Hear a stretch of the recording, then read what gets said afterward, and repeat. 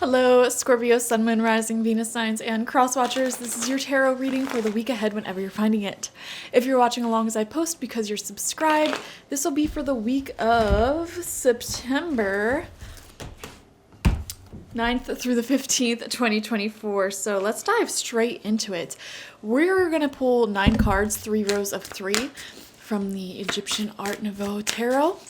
And let's see what'll come out. As I'm shuffling, make sure you're subscribed, like this video, comment how it resonated down below, because all of these things help the channel out tremendously.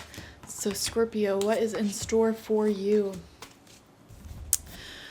We have the Page of Wands coming out as your first card. There's a lot of passion, a lot of fun, a lot of fire this week. It feels very exciting. There's new developments taking place in your life. Let's see what the cards are around it to see what these new developments could be. Wow, we have the Knight of Wands in reverse right next to that. It could feel like there's a lot going on for you, Scorpio. Just a lot going on in general at this time. A lot of interesting people around you, interesting developments in life. It feels a little bit busy, and I am seeing this energy here of questioning whether or not you can remain committed to something, questioning whether or not you can see this thing through. And this could be a course of action, like a career plan or a business plan, an educational path. This could even be a relationship. You're sort of like, do I have the time and space in my life to really nurture this and see it through? So there could be a little bit of self-doubt here, but don't let that self-doubt turn into self-sabotage, especially if this is something that you really do want to commit to, you really do want to see it through, but you're just like, I don't know if I can do it. I don't know if I can do it, because there just time may be a little bit constricted for you. And you may be thinking to yourself, life is too short. Like, what if I die tomorrow? I don't want to, have spent my last days freaking out over this thing that I'm committed to. Breathe. Relax. Take a few deep breaths. I think meditation, deep breathing exercises, and maybe even making some time, if you can, to go out into nature or take walks will really help you. I am seeing high levels of anxiety for you. You just keep questioning whether or not you can do something, whether or not you can see it through, whether or not you can actually commit to this. And the answer is yes, you can. Believe in yourself.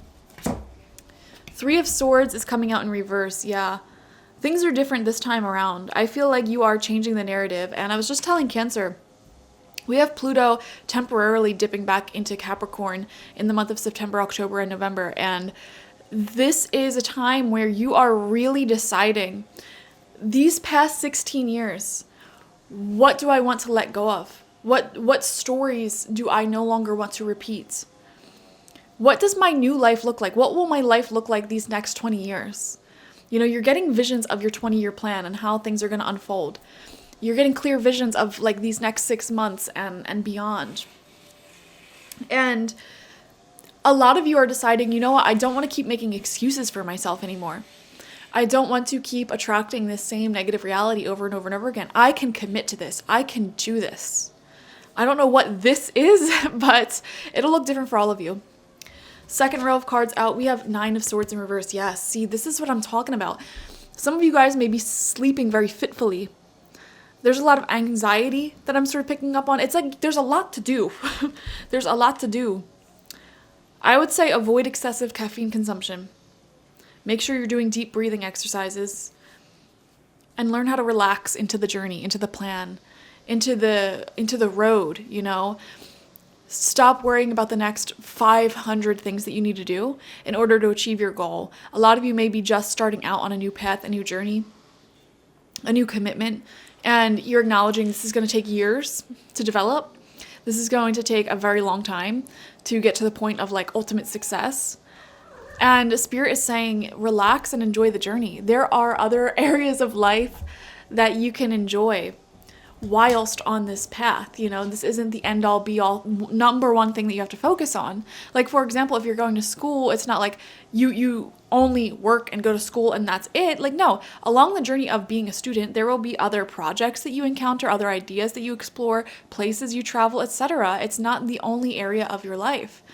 And you keep viewing it as like, this is the only area of my life. Do I really want to commit to this, And it's like, just relax, relax. And as I'm saying that, Luna my cat just came up and just laid right in my lap. So she does that a lot when she feels stress from people. So she's kind of sending you her love, her snuggles. So everyone say hi to Luna. We have center of your spread, Ace of Swords in reverse. So the number one thing you need to be aware of this week is to not self-sabotage. There are new paths opening up for you. It feels like you're learning a lot, new communication. Like I said, the journey into the future is becoming very clear for you, and you have to be open and embracing that, accepting of that. We have the Moon card coming out right underneath the Three of Swords in reverse. A lot of the fears that are popping up for you are subconscious because you may have failed something in the past. You may have gotten overwhelmed in the past and couldn't do something, and now you're trying again. Or like, let's just say you were committed to someone in the past and you find yourself in a new relationship that you're committed to now. You could be getting some old fears bubbling up from that. But again, the Moon card is the perfect card to represent that message of, don't worry about the next 2 billion steps. Worry about the first step in front of you. Because look, we see here, there's a long journey, a long path ahead towards one's success, towards one's greatness. And the moon, the symbol of it is you can't see that far out. It's too dark to see that far out, but the moonlight will show you and illuminate the next steps in front of you. And that's the wisdom of this card, is to just trust your intuition is guiding you in the right space. And trust that you'll always have access to what you need to know in the present moment. Like, you'll always know what your next step should be on this journey. Like, what you could do today, what you could do tomorrow to bring you closer to this goal. Anything beyond that, don't worry about it. Really. Like, don't worry about it. You already set the intention for the overall destination, the overall goal. And the way that you're going to get there may not be known as of right now, but you don't need to know it because you already will always know what you need to do to keep moving forward in the right direction in the present moment. Final card out. I mean, not final card out. Wow. Last row out. This is the 7th card. We have the Ace of Wands in reverse. So we have 2 aces coming out in your reading, both in this reversed position. And this kind of does show a blockage, blocking these new starts that are trying to come through right now. Let's see what's next to this. 10 of Wands. Yeah. See, that's the thing. There's just so much going on. You probably have a lot of responsibilities and not a lot of time to yourself. So I understand why you may be hesitant to take on more responsibility or more commitment. And, that's your own prerogative. If you don't want to commit to something, that's on you. However, if you want to commit to something that is good for you, and that's what you're sort of doubting and self-sabotaging here, then that's not necessarily a good thing. If you want to avoid more commitment, like, for example, you already are going to work, going to school, doing this, doing that, and you don't want to, like, say adopt a dog because that's like extra commitment that you have to worry about, that's understandable.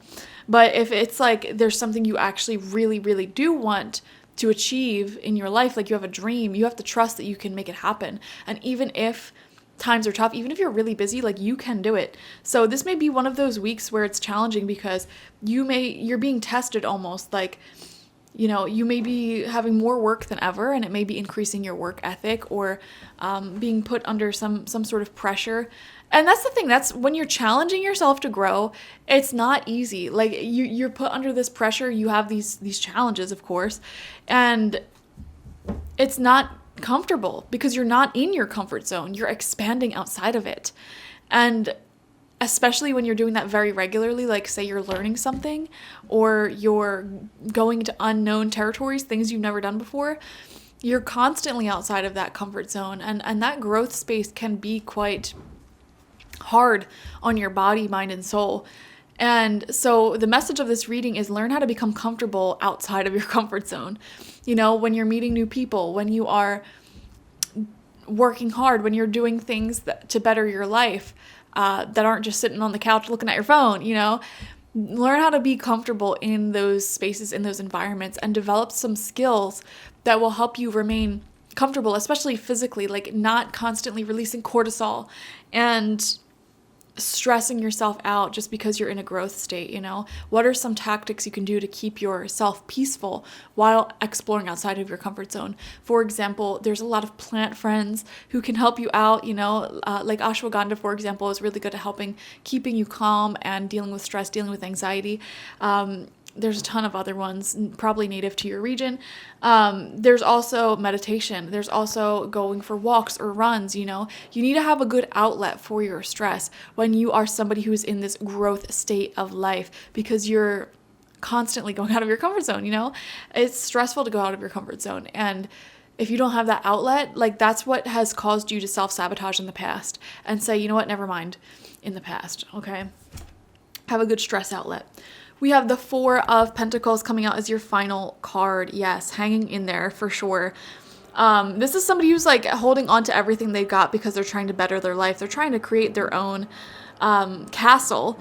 And because of that, you know, they really got to hang on to every dime they make, stay grounded, and work hard towards it. And I kind of see that similar energy coming out for you in your reading currently. It's like, yeah, you're working hard to make your dreams, your goals happen.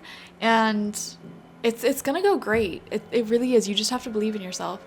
So definitely watch for your sun, moon, rising, and Venus signs to get the fullest overview of this week ahead. Like this video, comment how it resonated down below, and subscribe to the channel if you've not already.